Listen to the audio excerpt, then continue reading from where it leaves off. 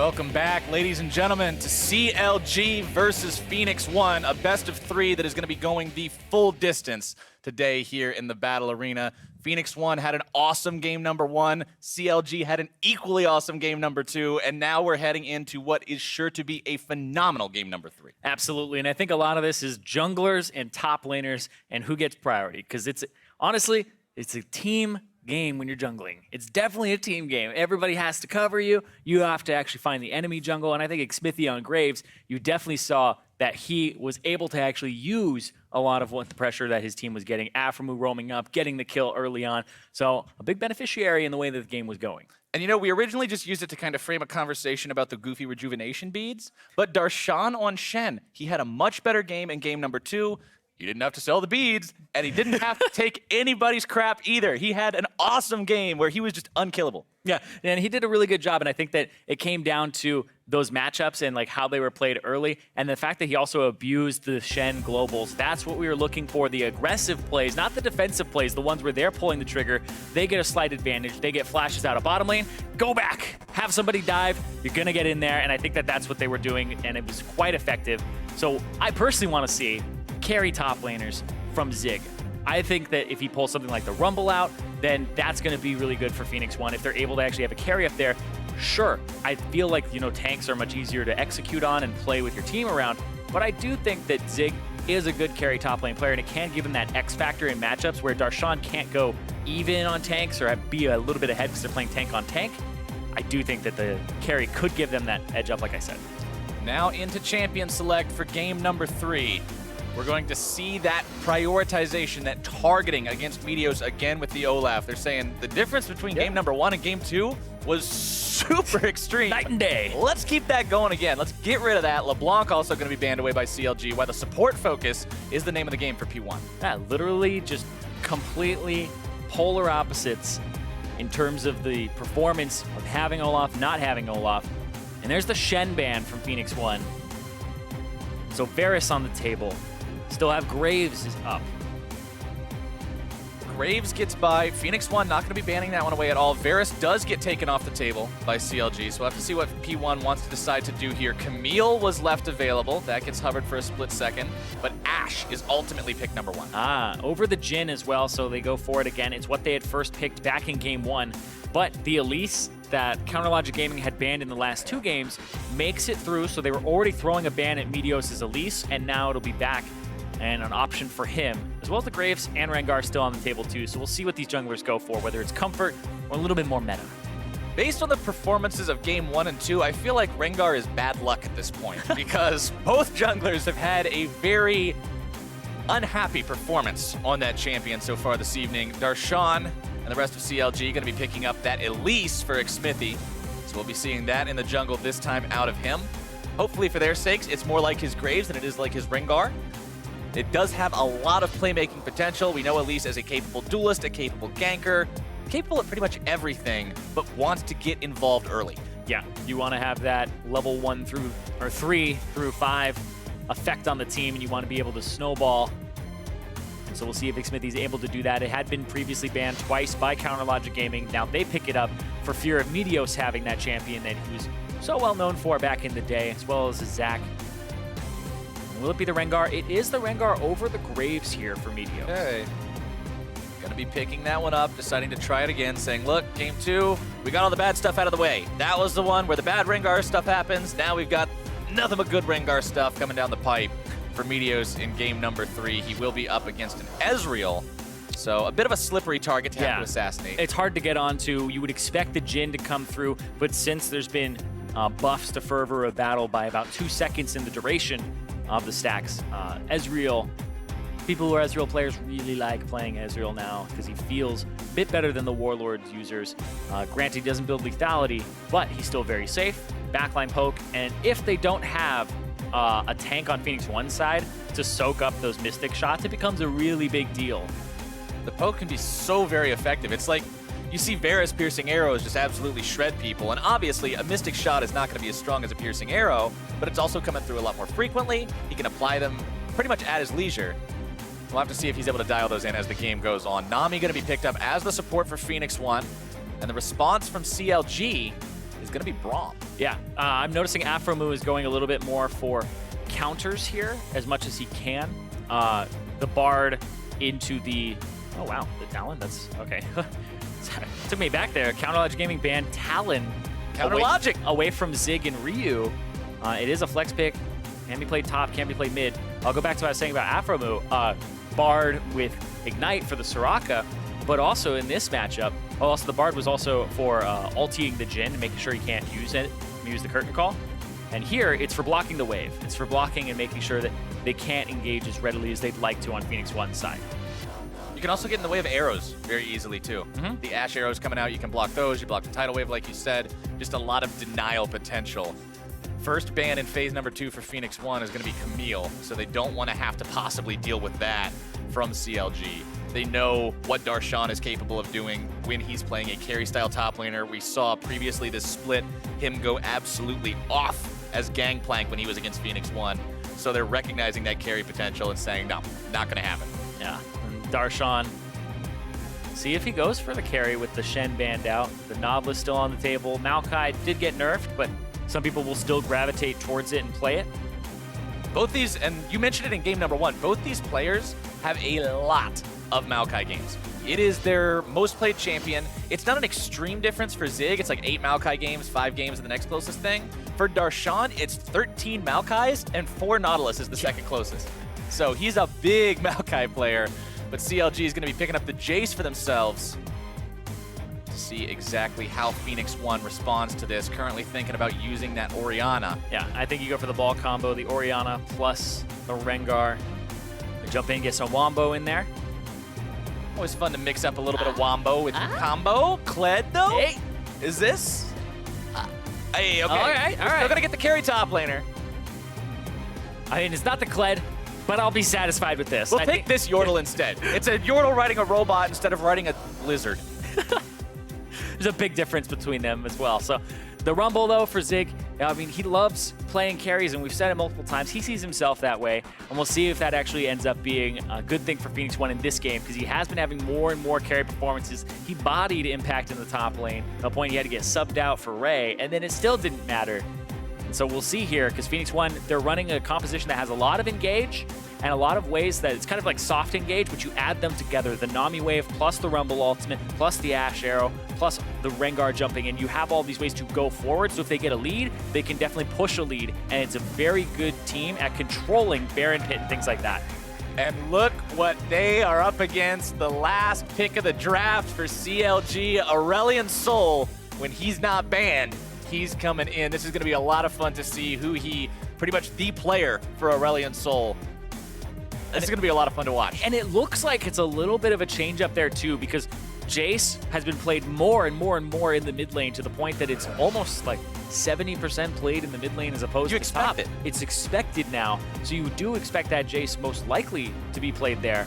But it seems like CLG preyed off that knowledge. The Rumble matchup into the Jace can actually do a lot of damage and zone the Rumble off early, and he doesn't get off the ground until he gets about 1.5 items there, or if he gets a gank rather early on. One thing you got to be careful, though, when you've got that Jace in the top lane, that means you don't have a tank in the top lane. You don't have a tank in the jungle with your Rengar either. They got Afro. They do have Afro, but they've got to be careful, because if CLG puts them in a spot where that Wombo combo can go off like we talked about, they're going to find those health bars just disappearing. Yep, and we'll see. Aurelion Sol, though, for Huhi. Signature champion, I would say, at this point. Definitely. If you were to do a pocket pick, it would be on. Yeah, if you're to see, hi, I'm Huhi and my pocket pick is X, everybody fills in the X with Aurelion Sol. That's what he's known for. It's a very unique champion, not just in the fact that he's the only person who plays it, but just the way the character works. Very different from a lot of other champions. So when you see somebody who really likes it, who really knows a lot about it, it's fun to see the kinds of outplays and mechanical things they can demonstrate on that champion. Yep. It's funny because you're like, oh, he just runs around with stars on him. But his mastery curve is actually very high. You have to invest a lot of time in him. And even around Worlds, people were still not investing the amount of time needed to actually master Aurelion Sol. And so Huhi was definitely way ahead of the pack on that, and putting so many games in and knowing how to space himself, how to use the Celestial Expansion to full effect. We just got to hope those darn stars don't end up disappearing on us and causing us to remake this one. Aurelion Sol, Caster curse is a thing. Don't do this. the Lord of Stars and Visual Bugs. The CLG. There's no Bjergsen in this game, so he won't get Aurelion Sol disabled. The ball comes over the wall. Ryu tossing that one towards that dragon, but not going to be finding anything so far. Remember, ladies and gentlemen, this is for all the marbles. Somebody got really excited about marbles. Yeah. When I was a kid, I loved marbles. Some kid stole mine on the playground. I was actually really upset. That would be upsetting, man, especially if you loved them as a kid and some other kid just comes up and says, "No, this is mine now." Yeah. That's a heartbreaker. We're jerks. They took all my shooters, my slammers. my pogs, too. They took my pog collection. Not the pogs. Not the pogs. Leave the pogs. Take the marbles. All right. Darshan in enemy territory. Going to be finding a little bit of damage onto Zig as he gets a little bit barbecued in retaliation. But level 1 Flame Spitter not exactly going to be cooking up too much trouble as Huhi moves into a solid spot in mid lane. And Aurelion Sol's push power is nothing to joke about. Yeah, we'll see what he does with it as well, because he'll clear out level 1 very quickly. Meteos running to the other side. Xmithie is actually doing all the jungle, though. And we'll see level 2 collide here. No, Xmithie is just in for the buff, and he's out. So it doesn't affect Rengar too heavily due to the fact that he's not mana-based. Right. But cooldown reduction is always nice.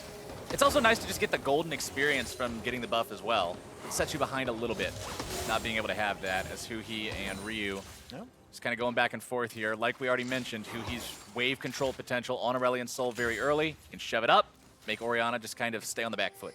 Yep, and because he dips in and out of brush, it's like, we don't know where he is. He could be anywhere. And so the bottom lane, you see Adrian's like, I got to back up, because he could be coming down, and then immediately he shows himself mid, and then they'll start pushing up again. It's this fog of war game that you can play really early on with Aurelion Sol. And hey, sees the blue buff is still up. Yeah, the Cosmic... I'm trying to remember the actual names of this champion's abilities. I haven't seen him in so long, but his Comet of Legend, his ability to soar into other lanes and make those rotations so effectively means you've got to be very, very aware of that positioning for Aurelion Sol at all times. So even right there, right, he goes into Fog of War, he's playing around with it. And then Ryu has to go ward it, has to walk up. Xmithie hanging around here, might find Adrian walking a little bit too close. No! Cocoon misses! Adrian pops summoner spells to get himself away. Flash going to be used, arrows heal as well. Disaster for CLG. Adrian, so you'll do this in solo queue and you probably look like an idiot to the other person, where you're going back and forth. You're like, there's somebody in this brush. I just feel there's somebody in this brush. You're like, all right, shoot the cocoon. Do it, do it, do it. And you're slowly but surely approaching. And eventually, if they wait long enough, you'll probably walk into the bush. But there, Xmithie goes for the aggressive play and uses the flash cocoon. You ever approach a bush and you're just like, I know there's somebody in here and I shouldn't check this. My mind's telling me no, but my body, yeah, my body is telling me yes. Darshan's actually losing that trade. Zig about to have his cooldowns back a little bit sooner than Darshan. Gets the flash. Flash away from Darshan. Look at that. Be big. Darshan can't really find anything in retaliation either, so kind of drops the gate off to the side of himself. Yeah, I think what happened there is the cooldown for QE is a little different than 2Q cooldowns early on. So he Q'd and then he clicked back and E'd then, just slightly off. Because normally you'll hit EQ in one direction, and if your E is like a half second off of cooldown, it'll then come up afterwards if you're hitting that key too much. So a little bit off there, but that's going to cost him in that lane, and it's a lane that he is up against cloth and potions. So Zig, oh wow, going after who here, and there's Meteos. Ward it, jump. Flash over the wall. Meteos not going to be able to jump over the wall. The ward is not there. Huhi gets himself out, but it's at the cost of both summoner spells, which means he's likely a target for a repeat visit from Meteos sometime in the near future. Yeah, Ghost, of course, does have a pretty low cooldown. And we'll see if he's able to actually do anything with it. But hold on, look at this. Huhi comes back into lane to try and shove it up. Make sure that Ryu doesn't get a good back or it freezes. Xmithie in the area to cover. And so now he actually has a better back timer than Ryu does. So easy to just push that wave up, expand the stars, wear them all down with a couple of those ticks, and get that wave where you need it to be. Xmithie paying a visit towards the top part of the map right now. Not really seeing any opportunity to get anything done up here. just hanging around in case Meteos decided that he wanted to make some kind of a move onto Darshan, who does not have a flash after that little bit of a problem in his 1v1 versus Zig. Meteos is now down on the bottom part of the map, still farming towards that level 6, like you talked about last game. Very important for Rengar. You want to hit it as soon as you can. And speaking of level 6, Zig just hits his, and Darshan is honestly in threat of being killed at almost all times now because he doesn't have flash, he doesn't have a way to get off of the equalizer, and the Rumble will jump straight at him. So if Darshan puts himself in a position where he could just be equalized and destroyed, and that's what Zig is looking for here, he'll put himself in heat range, I assume. Yep, And all the way into full OP. yeah. He just wants I was to like, he's not burn gonna this away. He's going to go for the push and try to force Darshan to have a bad back, miss some CS. And so Darshan is going to have to stay around longer. And that's kind of like, we talk about back timers, we're like, oh, it's a bad back. It's because the other guy gets back to lane about 8 seconds faster than you do. Zig heading on his way back up towards top side now, decides to go back to base and grab an extra control ward before he does it. We talked about the importance of vision already, but it can't be understated. Wards win games. Having the ability to know what's going on and see things just a couple of seconds before you otherwise would can be all the difference. Yeah, and we see some Elises go for Moby boots first to roam around, get the cocoon, get into lane, and get a kill. Xmithie's not having that early pressure. Xmithie's 2 levels down, by the way. Yeah. Meteos is crushing him in the jungle right now. I assume Xmithie will get close to 5, if not 5 off of this. And if not, it's scary. There we go, 5 for him. So he's a level down. He's a full level down. It's a level 6, and he's going for Huhi here. Pop the ulti. Shockwave going to be used. Huhi having to walk away from this one. Meteos in hot pursuit. Remember, no summoner spells for this dragon, and Meteos grabs first blood. First blood again for Meteos. Now he's going to run into the jungle and see, try to find out where Xmithie is. I think he just saw that die, so yes, he does know that Xmithie was right there, and now Xmithie's on top side. So he's free to clear the bottom side, look for wards here, and get control. Good play from Ryu and Meteos, taking advantage of the lack of summoner spells. You can see the ghost back up now for Huhi, so it was just a little bit off. Yep, because they saw Xmithie go to the top side. It's time to look for an Ash Arrow. What is he doing? Meteos getting himself in a pretty sketchy spot. TP is going to be used by both top laners. Did they go through or did they cancel? Oh. Biggs is going to be canceled, but Darshan goes ahead and completes his into the bottom part of the map. We'll have to see if he can get anything out of this. Otherwise, it's just going to be a lot of lost CS. The funny thing is they actually get something out of it, and it's called the enemy blue buff. And it's weird that they get it out, but hold on. They're going to try to stun Ryu, and then Darshan's right there. Ryu eats the accelerated shock blast, keeping himself alive, though. Pops the ghost, not the flash. CLG does not want to go for the dive. Yeah. Xmithie. You guys continue to clear. He's long gone. True Shot Barrage not really going to be finding a whole lot of anything. Was looking for Meteos, but Meteos made sure that he backed in an unorthodox spot just to avoid that very scenario. Yeah. Meteos getting caught up a little bit here by Xmithie. Xmithie got that whole left side of the jungle, so there isn't really anything there for Meteos to take. The blue buff is up now as well, and look at that. Xmithie punishing Meteos so hard for showing bottom and going for such an aggressive play. When there was a blue buff that was coming up shortly, maybe Meteos could have stayed around and gone for the efficiency or gone for the camp trade. But they tried to go for a bottom lane play. He almost got punished with the stun. And Darshan's on the top side of this. If he gets a shock blast on, we'll see. Oh, there comes your shockwave. CLG looking to make some kind of a counterattack, but they won't be going any further. Oh, Ryu holds them all off. Oh, he found him. Darshan going to be finding each other. He's overheated, and that burn is extreme. He gets flash again. The heat wearing away. Darshan does have the ability to get out of this one potentially. Equalizer still going to be landing. Meteos looking to make the move. Flashes over the wall, finds the jump. And Zig's grabbing kill number 2 for Phoenix 1. Meteos with a flash over the wall into the jump there. You can still jump about a half second and after you come out of that. And look at that, hitting Huhi, but not hitting Huhi. Hits Afro, but doesn't matter. Huhi getting himself away for now. The exhaust going to be used onto Zig. Ryu grabbing the kill on Afro. Huhi trying to keep himself alive. Both summoner spells expended. Afro move grabbing the kill onto Zig. Meteos grabbing the kill onto Huhi in retaliation. 1 for 2. Explosive game so far, though. They ended up just kind of doing nothing for a little bit, trading back and forth, waiting for level 6s. The junglers finally caught up. Xmithie got up there.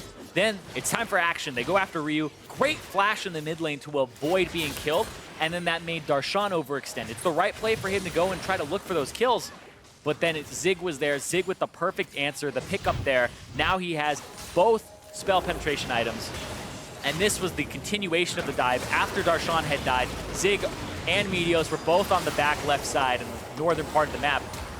Zig has turret aggro again, and I think he lost 80% of his health to turret shots. I believe so. He tried to go back through the turret, and I believe the Deathfire touch from the Rumble had actually redrawn aggro to him.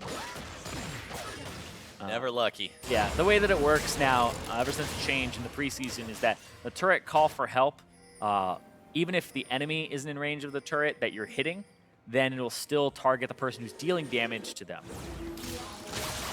More shockwaves onto again. Huhi. Ryu is just using this non-stop, and it's working. Smithy shows up only to find the cocoon onto the enemy caster minion, and Ryu just feels very in control. Yeah. A lot of people were trying to find counters to Aurelion Sol for the longest time. Orianna, Echo popped up as one as well that people were trying out. Hold on, Zig, though, doesn't have an ulti for a few seconds. There we go. Yeah, up now. All right, we're going to make it happen. Equalizer on the escape route. Darshan going to be eating multiple turret shots, but not enough to make it a 1-for-1. At the same time, though, on the other end of the map, first turret blood goes over to Phoenix1, and they'll call that worth. Yep, and they're going to look mid lane as well. Meteos on the right side of mid. Looking for just taking over that side of the jungle. Adrian is also going to make a roam here. Has the wave, so they might actually make another play. Honda Huhi, we'll see, because they see so many people top. Don't know if they will. They decide not to. Meteos has ulti. He's just going for the punish. I guess he saw Smithy level 8. He's like, I got to take his jungle or else it's not going to matter. Blue turret falls in the top part of the map. That's going to tie that objective count up at 1-1. The first Drake this time around, I knew we couldn't get all 3 games in a row if Infernal is #1. It's just Cloud, so you're going to see a lot less prioritization of that. We saw like an 8-minute, 9-minute one previously, and now it's Cloud Drake. Now it's just a big old bucket of I don't care. This poor Cloud Drake is always left out in the rain, man. Yeah, everybody's like, he can stay. I'll just let him. It's a he's harmless. Species, just leave right? him. Just leave him there. Still a 1,500 gold lead for Phoenix1. 4-2 in terms of kills. They've got kills on the Rengar, kills on the Orianna, kills on the Rumble. Some real significant damage threats coming out from these guys. And it's very worrying when you've got something like a Rumble and an Orianna and a Rengar going into the mid game. They hide so much. P1 hides so much. And like you're saying, it's scary. And there they go. There comes the fear itself. Aphromoo trying to get himself away, but it's not going to be doing anything. The arrow going to be going a little bit wide right. They don't make it a double, but they at least get somebody, and the trap succeeds. Yeah, they just use the CS as a bait all the time, and they've done this again and again and again. And it seems like Arrow, Meteos, and Adrian are the ones who are doing it most often. Arrow is just popping out of vision and throwing Enchanted Crystal Arrow out. Looking for Ryu. Smithy and Huhi want to make the play. Ryu's going to be stunned up into Chain CC. Voice of Light decrees his death, and Huhi's going to grab kill number 3 for his team. Hey, they got the Cloud Drake, though. Yep, they got it. They picked it up there, but they're losing their top side of the map. Zig was running through the jungle, so that Darshan now has priority on this. Higher up in levels at the moment. Completes his Maw of Malmortia so he can continue to duel. Do a little bit better in this matchup. Smithy hanging around in the jungle, got Aphromoo with him there as well. Just in case Zig tries to go a little bit crazy in the 1v1, they'd be there. This blue buff is just counter logic gaming. So it doesn't even belong to P1. It shouldn't even be on their side of the map. Because it's just been taken every single time. Even the first one. Yeah, P1's been 3 buffed all game. Yep. That's 3 of their blue buffs gone over. It's all of them. So far to counter logic gaming, they've been doing a good job controlling that top side buff. But it's not like Meteos needed it in the beginning of the game. But Ryu would like it right about. Yeah, it helps control Ryu a little bit. Yeah. Puts a constraint on him, not allowing him to do that non-stop spam. CLG looking for Huhi. Kind of a defense. 2-man stun coming out from Huhi. Trying to find more damage onto these valuable targets. Not going to be making it happen just yet. Zig makes his way into the fight with the TP. Equalizer available means CLG does not want to fight in these small corridors. And so they're looking for the engage.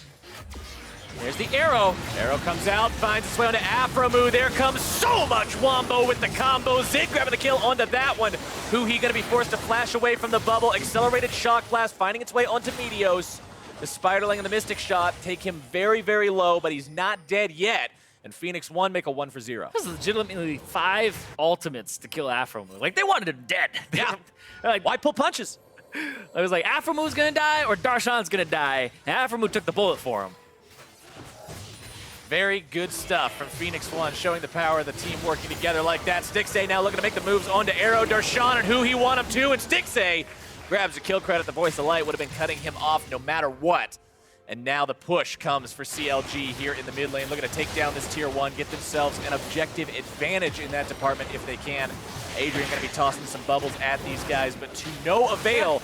There comes your Cocoon, here comes the Winter's Bite. Adrian hangs around too long, and he's going to be punished for it. Yeah, when you use 5 ultimates to catch out a support, the enemy team now has pressure. It's a gigantic vacuum where they still have their voice of light. They have ways to actually catch you out. Aframu still has the ultimate to jump in. He got caught backing right there a little bit, but no real punish. Just a little bit of damage from the Orianna and a delayed back timer. Yeah. And so Arrow, he's a little bit too far forward here. And then they shock blast, get him. Who he's in, voice of light, gets the kill there. And then they're ending up getting the turret. Ryu is bottom, and he's the primary source of wave clear here. The Ashe ends up a little bit too far forward, clearing the wave when it's equalized. And then Xmithy went just with the Cocoon. Nothing fancy, no flashes or anything. Goes straight in onto Adrian and gets the kill. They should not have been there. I was going to talk about how Arrow has actually been playing really well on this Ashe. I love how he's dipping out into Fog of War and throwing the arrow and having somebody sweep the area to make sure that there's nobody that could possibly see him throwing it. And he's doing a good job of setting up the picks. But right there, that's just him being too far forward. Hextech GLP now completed on Super Soaker. Aurelion Soul. Yeah, an item that you don't normally see a ton of, but on Aurelion Soul, it's going to be giving him that much extra burst. He's going to be in your face anyway, most likely. It's the kind of core build item for him.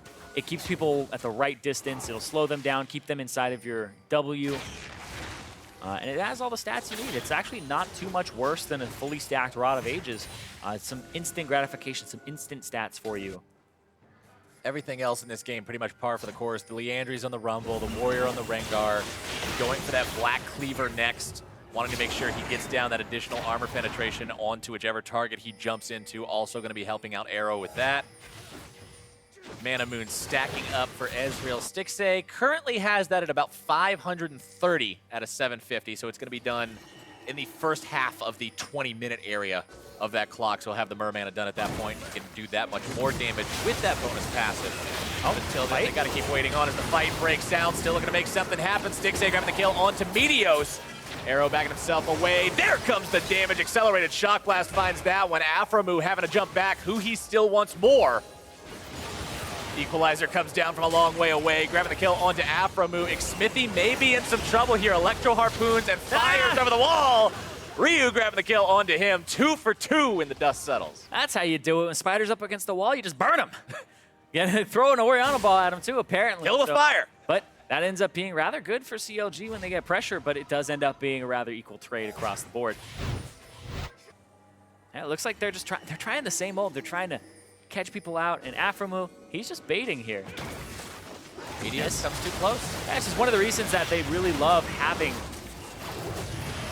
Ooh, nice repel there.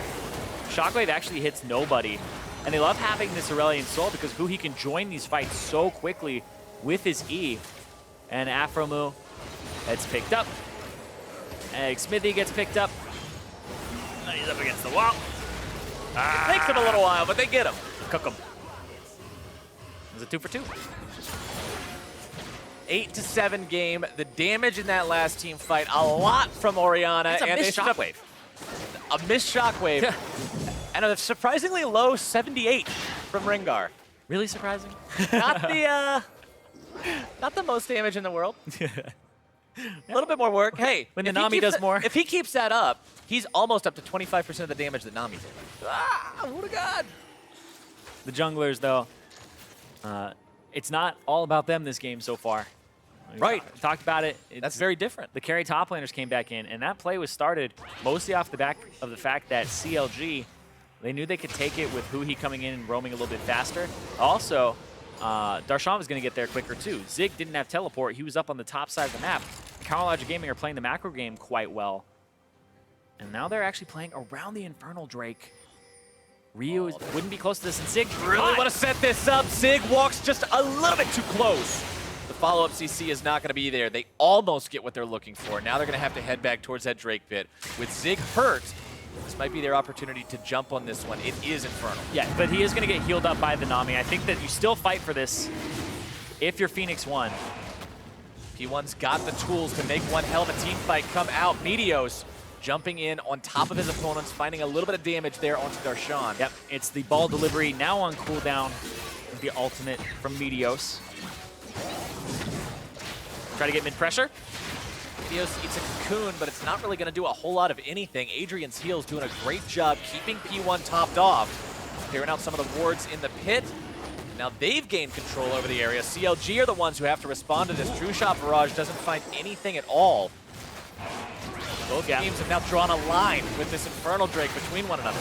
Yeah, they're going to actually go for the 50-50. They're both giving the junglers access. Here we go. Xmithy going to be the one who grabs it. Meteos having to back away. Glacial Fissure going to be used to make sure that P1 cannot mount a counterattack. Oh, that was Afromu right there. That was Afromu through and through. Ooh, hits Dixie. Arrow finds its way onto a very valuable target. There's your equalizer. Wave going to be coming through as well. Afromu barely getting himself back. The heal's going to be popped. Stixay and the rest of CLG full retreat now, as the Phoenix 1 attempt to make something happen ends up falling just a little bit short. You have to be careful. There's still an ultimate coming up from Meteos in a few seconds here. Let's see if he does anything with it. Looking for finding Xmithy in the jungle and just delete him off the face of the world. That is not your red buff today. Meteos is going to be grabbing this one away, making up for a few of those stolen blues from earlier. Yeah, making up for it just a little bit there. He'll take a kill to boot. Hold on. They're in an awkward position. They're going to have to use the Blast Cone, I believe. Try to get out. Meteos! Or just walk straight into the bush, flash over the wall, try to keep yourself alive. Yep. Darshan Yep. is going to be chasing this one down. The Nami heal, trying to get Meteos out of there. Accelerated There's still a shock turret. blast, There's not still going to a find the turret. mark, but the tier 1's still there. Meteos has no choice but to turn around and try to fight it. Exhaust going to be used, but Dixie is too close, and they can't find the damage. Adrian now having to run for his own life, as CLG will settle with the kill onto the jungler. It's such an awkward position to be in because the red reset and they walked all the way back and he's like, I still got to get this. And then it put them too far in the jungle. Ryu and Arrow both actually backed off because they were forced out by superior numbers. And then the Blast Cone apparently wasn't an option for him. And he face checks and almost dies. Then dies after. Then dies afterwards, but he gives him a hell of a chase in the process. Well, he didn't get any real summoners for it either. He had to blow his own flash, and he got Adrian's flash and exhaust as well. Yeah, they spent a lot of summoners trying to get Meteos out of that trouble, and ultimately it doesn't pay off, so really sad investment. It's not good for Phoenix 1, as they're now going to have to play around not having those available here until those cooldowns come back up again. And with the game only being 1,500 gold apart, with it being so potentially swingy off the back of one really good or really bad fight for either side, you've got to take every single consideration into account, because one wrong move could be the game. Yeah, absolutely. It's hitting that point where the Baron definitely on the table. With the carry top lanes, that means the Baron can go down very quickly, too. It's not like you've got something like a Maokai or a Shen in there doing almost no damage to it. You got a Rumble, you got a Jace, you've got these champions that can take that down effectively. Also makes it really risky to do as well for both teams. Afromo would want to zone, and he did a beautiful job, by the way, of zoning on the Infernal Drake. His ultimate, his Glacial Fissure, was perfect. It was exactly what they needed, and I assume the communication was burst it now, and he used it diagonally towards Meteos, the only person who could possibly steal it, with his smite against Xmithy, and zoned him out of the fight, not just with a knockup, but also with what would be a slow afterwards, too. Banshee's Veil completed as item number 2 for Huhi. So the build for Aurelion Sol, you go basically as annoying as possible by building as much resistance, simultaneous AP, things that will keep you in the fight. And so I believe almost every item that he will build will have HP on it. GLP, Banshee's Veil, Leandri's, Rylai's Crystal Scepter. I was going to say, Rylai's is still a pretty critical part of the build, isn't it? It is. It is. It's a very big part. You don't have to get it immediately, but hold on. Smithy Smithy in some trouble, has to repel, but he's got nowhere to go, forced to flash out as well. Huhi gonna be soaking some damage over the wall too, very, very low, both of these champions. Phoenix1 looking to make more happen here if they can, but it doesn't look like they're gonna find that opportunity. Meteos pops the ultimate, still looking to close in on Huhi if he can. The pings are there, but Meteos is not gonna be there in time. Instead, just backs himself away. Yeah, Ryu got poked out and had to actually go to the top side of the map, clear out that wave. Let's take care of that and go back. But yeah, the Aurelion Soul build that we were talking about, it's pretty much all HP items and mixture of AP and resistances, because your whole job is to just stay alive, and the longer you're alive, the longer you have your stars out. And the stars don't need to do more damage if you're still alive and just hitting everybody with them. Right, you're not going to get a lot of revolutions of the stars if you go in and die in a second and a half. Exactly, so the build has been adjusted for that. It also makes it so that your mistakes aren't as hard punished, right? Of course, it goes without saying that the tankier you are, the more mistakes you can make by not dying immediately. Right. So when you just position or misposition for a quick second, sometimes it'll cost you your life, but if the build is like this, there's more leeway. It takes more seconds. Yes! More than 1 second to pop you is generally preferable to the alternative. The Andrew's Torment and Void Staff both completed onto Zig's Rumble, working on the Zhonya's Hourglass next. He's got a lot of penetration for all this damage, so he'll get through that Banshee's Veil, he'll get through that Maw of Malmortius, and he's still going to pack one hell of a punch in these team fights with a lot of AoE. And the same can be said for the Orianna. A Void Staff of his own has been completed for a while now. Needlessly large rod in the inventory means he's just stacking that much more raw AP. And that's what they need. They need to be able to find somebody with these, as P1 looking to make their move if they can. The arrow comes out, but it's not going to collide onto anyone. Even if it would have hit Huhi, the Banshee's Veil would have blocked it. Very useful against that spell. Yep. Meteos, though, trying to jump onto Smithy. And now they're in a point now for Phoenix1 that their bottom turret's going down to a Jace. This is the Jace split push dream. He has teleport. He'll get here. He'll get this turret. They have to start off the Baron, try to force something out of Darshan like a teleport. They have to threaten this. This is the macro play from P1. But if it doesn't work out, they lose mid priority, they lose bottom priority, and they're going for Afro. Could be very bad. Afromu looking to jump over the wall, pops the flash, doesn't even bother with the jump, plays it safe. But they don't get the TP out of Darshan. Darshan is now onto the turret bottom. This is the macro play failure here. Ryu almost getting himself popped, gets back in time. Redemption going to be used, comes out, hits onto CLG members, who he forced to flash away as Darshan is just dismantling things bottom lane. They have left him there way too long. Yeah, that was the gamble from P1. They said, we're going to start up the Baron because we can't get rid of this Darshan on the bottom side. Jace takes 2 turrets, gets the inhibitor. Mid lane was shoved in by Stixxay, and now the Infernal Drake on the table as well for CLG. And Phoenix1 do not have an equalizer, so they will most likely not try to go for this fight. Great macro level outplay from CLG. Just out-rotating and out-thinking and out-maneuvering their opponents. Yeah, they were down about 2,000 gold, a little bit more a few minutes ago. And now they've just kind of slowly climbed their way back into this game. They slowed it down. Oh, this is risky. There's some backs. Darshan is backing. Meteos, not tanky though. Yeah, Meteos does not have the tank ability to do this. He's all glass. We've seen some tankier types of Rengars. We've seen Deadman's Plate. That's not going to be it. Who he's stunned up. The bubble comes in. The follow-up CC is down. Shockwave finding its way onto Afromu, who he's still barely alive. A killing spree for Zig. Darshan comes in behind these guys, but he's not able to find anything just yet. P1 is still moving as a unit.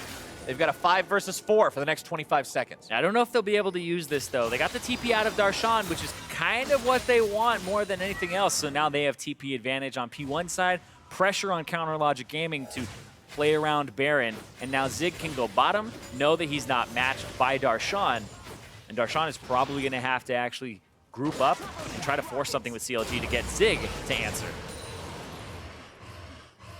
Zig happy to stay in the bottom lane for now. His team's still only down about 700 gold, so couldn't ask for a much closer match 30 minutes in. And considering neither Game 1 or Game 2 even made it this far, Game 3 is easily the closest one of the season. You're right. I almost spit out my water. Yeah, we can't compare the score now to the score at this point in the first couple of games because it didn't exist.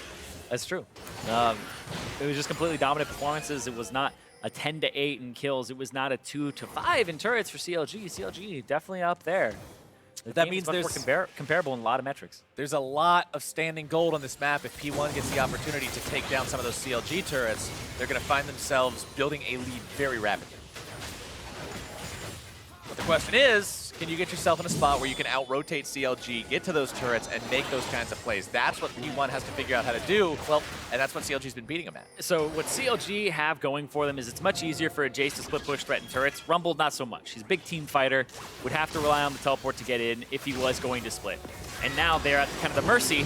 Afromu, they're going to try to go through him again. They're always finding Afromu. It takes so much effort to kill him, though, but they've got what they came for.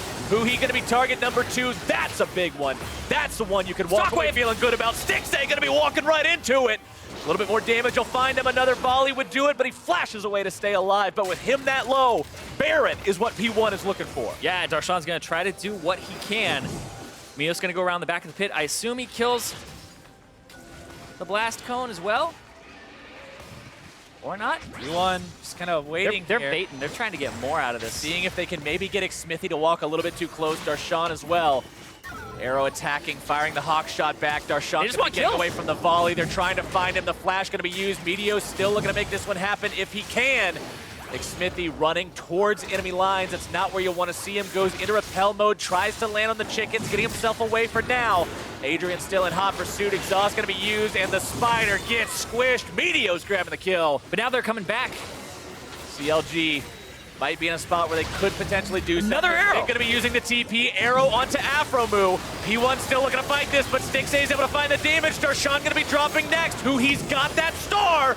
Meteo's having to get himself away. Adrian going to be taken down. Stixxay's finding all the damage. Double kill onto the Ash. Still looking for more damage. Sig going to be run down next, and P1 is all but aced. What are you doing, P1? They go through the batting order. That delivery! Shut down, Stixxay!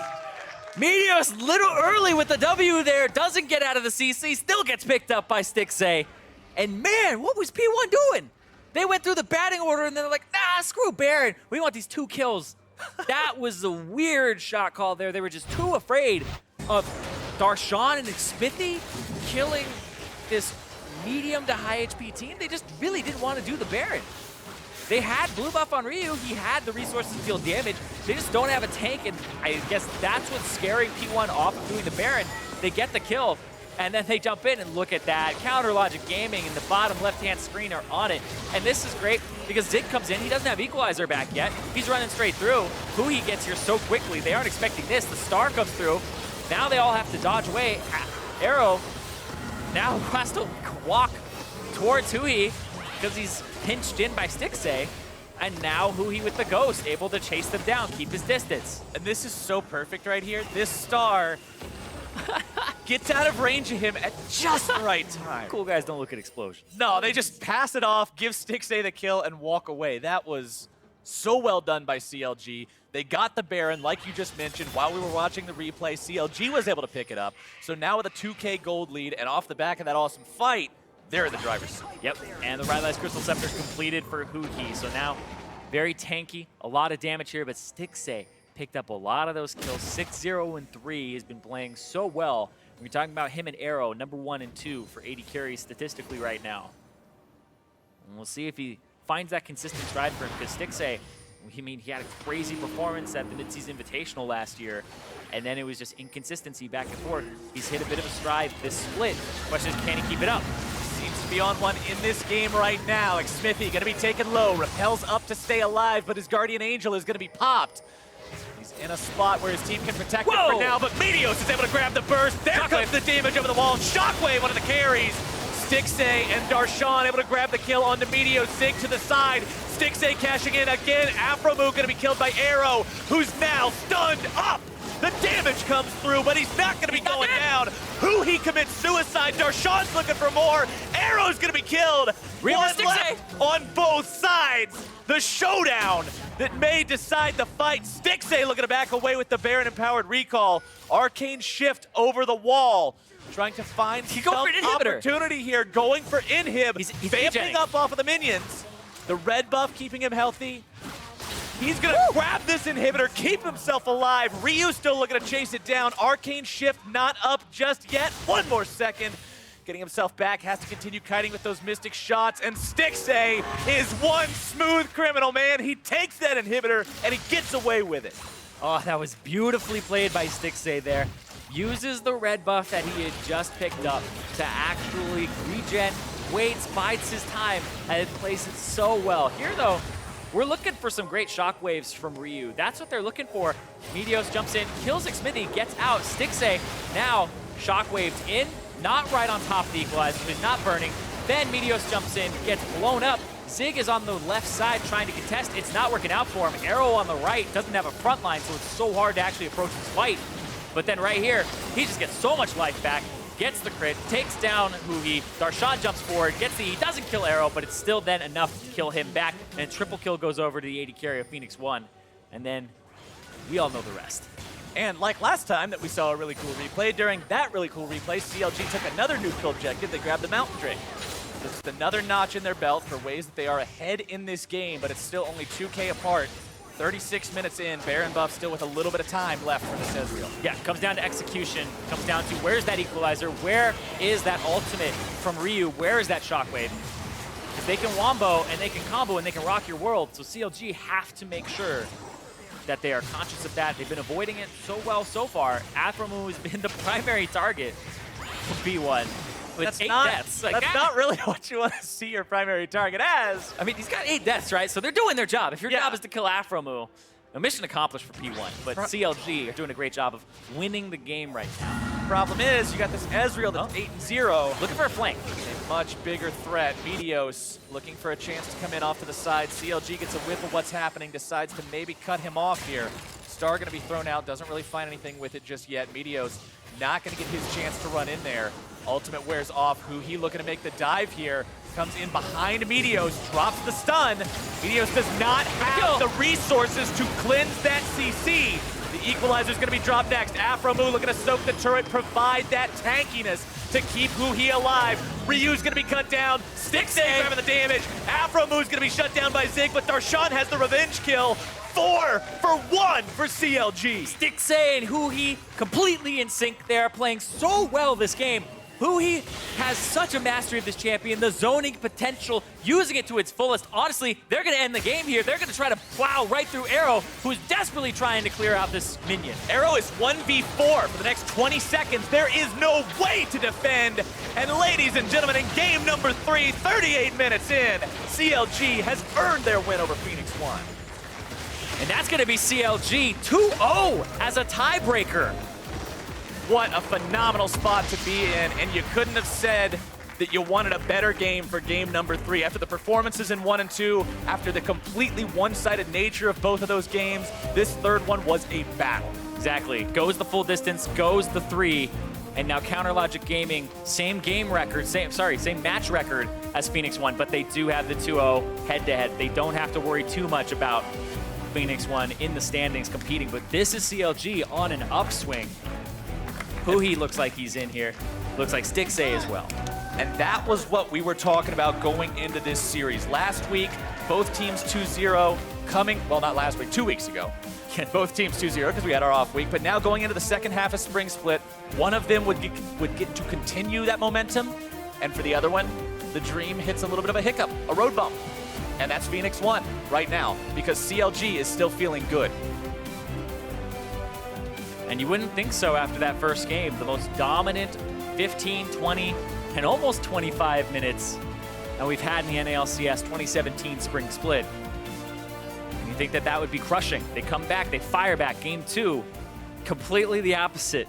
And they end up dominating P1. And then this last game, neck and neck, 22 kills to 20 was the final score there when CLG had taken away the 22 kills themselves. So, like, seriously, crazy performance from their carries in that game. I think Stixxay and Huhi both were a huge factor. And you know, that really kind of soils the records set by Phoenix1 in game number 1. Because now when people ask, oh yeah, Phoenix1, you guys set all those records, right? Yeah, and we lost the series. Yeah. So it's one of those things. They won the game, though. Yeah, they won the game, but it's all about that 2 out of 3 that CLG was able to walk away with. And just like you said about Huhi, the mastery on the Aurelion Soul. Game number 3 showed us why it was banned in games 1 and 2. Yeah, and then you go and you look at Phoenix1, you're like, oh, they banned Camille Nautilus. They're like really targeting that top lane. And they banned Shen as well. They left the Aurelion Soul up. It was something that they were so scared of in those first 2 games. And then they're like, okay, maybe we're just overthinking it. Maybe he wouldn't pick Aurelion Soul. And then he does it. and he's running around with 3,000 HP, multiple resistances, and just so hard to kill. But the damage that he deals simultaneously is so high, as well as provides so much utility with the Rylai's Crystal Scepter. And he always had his Voice of Light placements and his Star Surge placements exactly where they were connecting onto valuable targets. Yeah, or zoning somebody off of a certain option. Sometimes he'll miss them, but it's him zoning away from a wall or making sure that he's hurting them in a certain way. It's all about controlling the fight. He did a wonderful job of doing it. And with CLG taking that close series, let's send it over to the analysts to close us out for the day. Thank you very much, gentlemen. Shooting stars for CLG. Wish is coming true.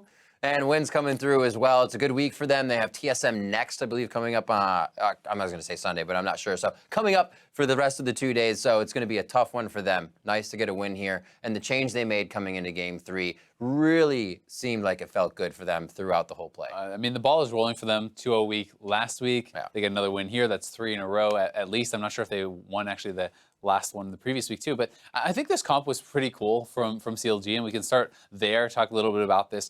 Top lane Jace, I've been a big critic of the top lane Jace. I think that no tank compositions, people are not playing them at the level that you need to be able to win. And I just think that your window to win is much smaller than if you play with a tank, right? So they bring in a tank for Aphromoo, but not only that, the Aurelion Soul is essentially being played as a pseudo tank. Who he is zoning people out. He's chasing down the ulting Rengar in the last fight of the game as the mid laner. This is not like a Syndra running at him glass cannon, right? This is a guy that has thousands of HP and he can act as a tank. So they're filling that gap very, very well. And I think it's a super smart composition. And it's allowing Darshan to do what he does best, to bring out the Zion Spartan in himself, take down inhibitors, make himself a nuisance to the team, and allow CLG to play Aphromoo engage again, getting into those fights. He was sitting on equalizers for Stixxay, taking all those tidal waves and playing a much cleaner game, seeing that he could go in on when he wanted to. Yeah, I think Aphro on the Braum, despite his scoreline looking quite bad, I think he actually looked really good. So yes, he had a lot of deaths, but almost all the times where he's getting caught out or whatever, it's actually one of his teammates that is going to get hit by an arrow, that's going to get hit by a tidal wave, and he's the one sacrificing himself to keep them alive and then to get that later teamfight victory. He blocked almost every single Nami wave the whole game. He was on point in absorbing the abilities that he needed to do, and I also thought he made some smart choices in the early game.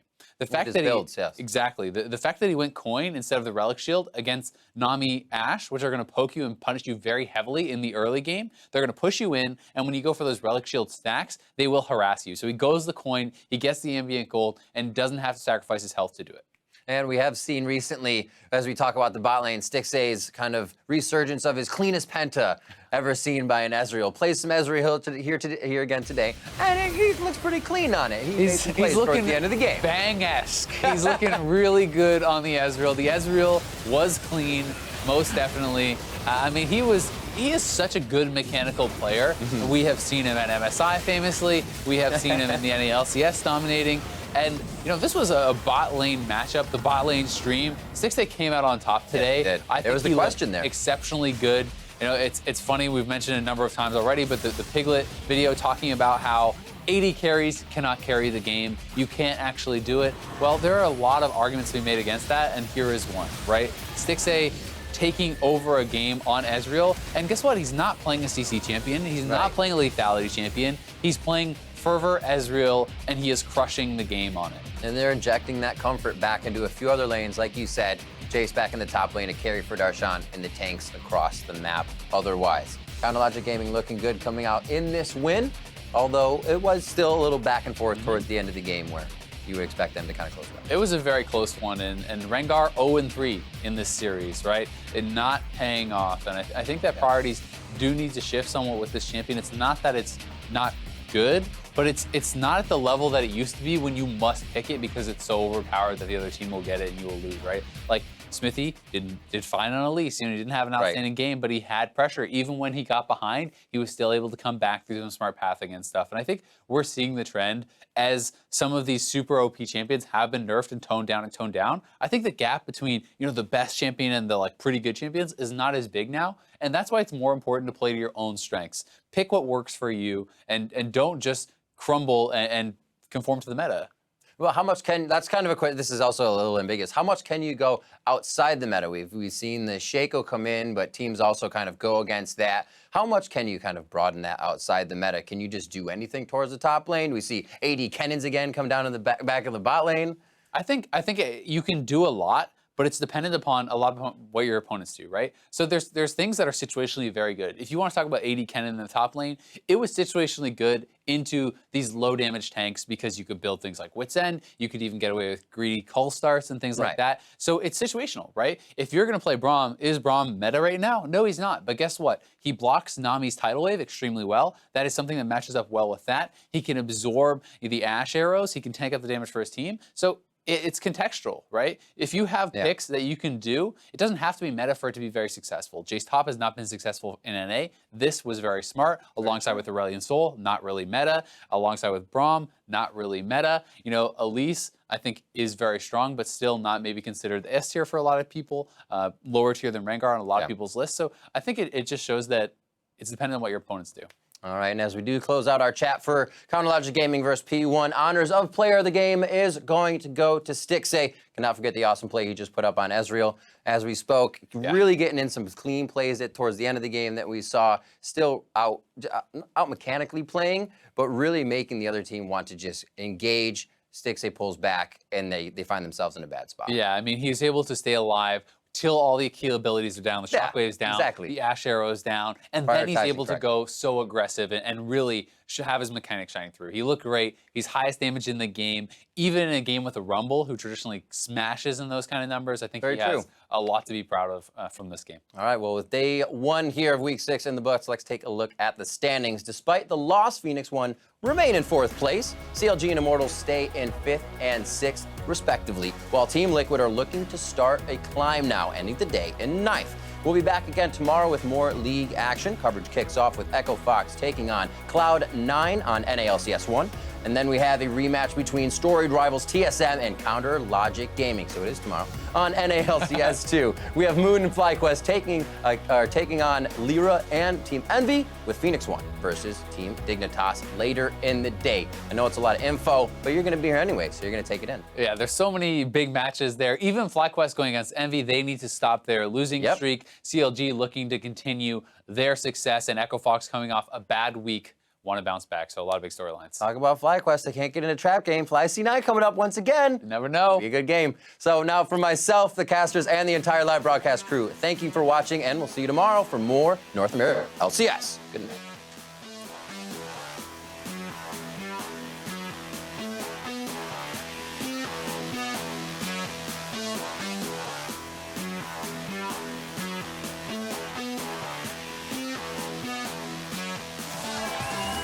Wow, onto the rip for Immortals versus Team Liquid. The debut of Piglet mid. Damages through, Exhaust is great, but that's a good stun. First one though over, as that's a trade killing for Dardoch. Rainover goes down and Dardoch chasing Youngbin. Look for Kyle, Connor flash, no jump. Okay, we can end. Push on it. And now Cody-san onto Youngbin here. 2v2 all in, could be a kill. Boomerang Blade, not quite enough, but Cody-san wants it. Flash auto. Looking for Matt. Dardoch flashes straight in and blows Matt apart. There's number 2. Ryu's gonna be grabbing that one. Darshan exhausted. And Phoenix 1 is gonna be going 3 for 0. Zig gets to the party a little bit late, but he's still mopping these guys up. Oh, bucket at the ready. A little bit more damage will do it onto Xfinity as well. A triple kill for the big man. Center. Back go. Nice. What are you doing, P1? They go through the batting order. That delivery! Shut down! Stixxay! The damage comes through, but he's not going to be going down. Who he commits suicide. Darshan's looking for more. Arrow's going to be killed. One left on both sides. And ladies and gentlemen, in game number 3, 38 minutes in, CLG has earned their win over Phoenix 1. The final question here for you, Piglet. Who's the better mid laner? Faker or you? I'm gonna go on Rise. Nice ult, going over. I got Rengar field. Rengar. Nice.